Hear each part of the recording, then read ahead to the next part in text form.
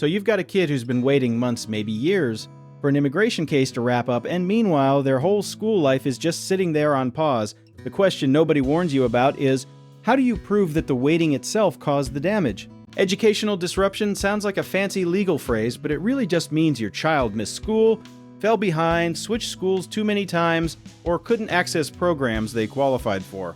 All because of where their case stood. Think of it like trying to finish a puzzle while someone keeps moving the table. School enrollment records are your first best friend here, because they show gaps, transfers, and inconsistencies that tell a story without you having to say a word.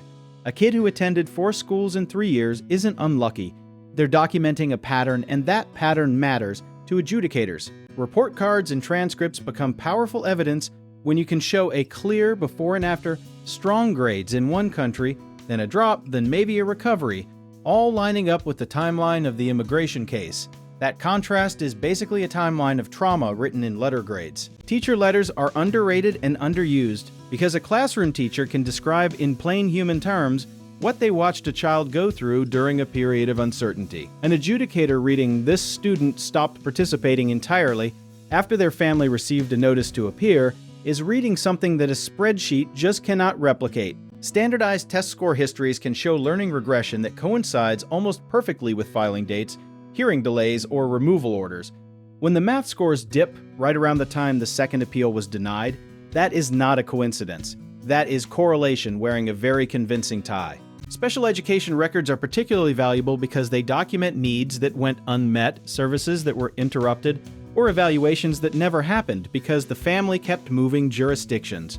Every missed IEP meeting is another data point in the disruption argument. Affidavits from school counselors carry real weight because counselors are trained to connect emotional and behavioral changes to external stressors, and immigration uncertainty is about as stressful as it gets for a developing kid. When a licensed professional says, "This child exhibited signs of chronic anxiety consistent with housing and legal instability," that sentence is doing serious legal lifting. Medical and psychological records tie the educational disruption to documented harm, which strengthens the argument for remedies or fee waivers because it moves the story from inconvenient to genuinely injurious. A diagnosis of adjustment disorder sitting right next to a 2-year visa backlog is telling a very coherent story to anyone willing to read it. Enrollment gap letters, basically official statements from schools, explaining why a student was absent or unenrolled for a specific period, provide third-party confirmation that the gap wasn't a vacation choice. It's one thing for you to say your child missed a semester.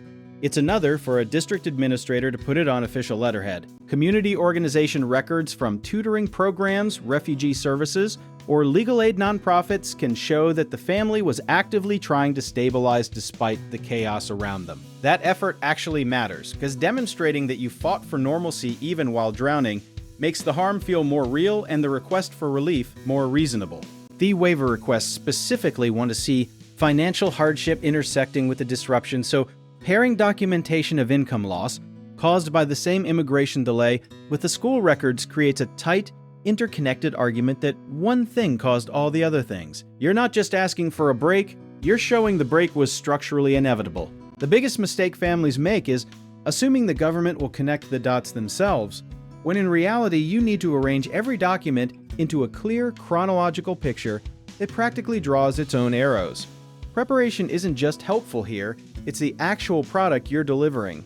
Immigration lawyers who specialize in this kind of documentation don't just collect papers, they help you build a narrative that turns a pile of records into a convincing argument a decision maker can follow in 10 minutes. The paperwork is the story, and the story has to make sense on its own without you in the room to explain it. If you want to learn more about how our company can help you build exactly that kind of case, check out the links in the description.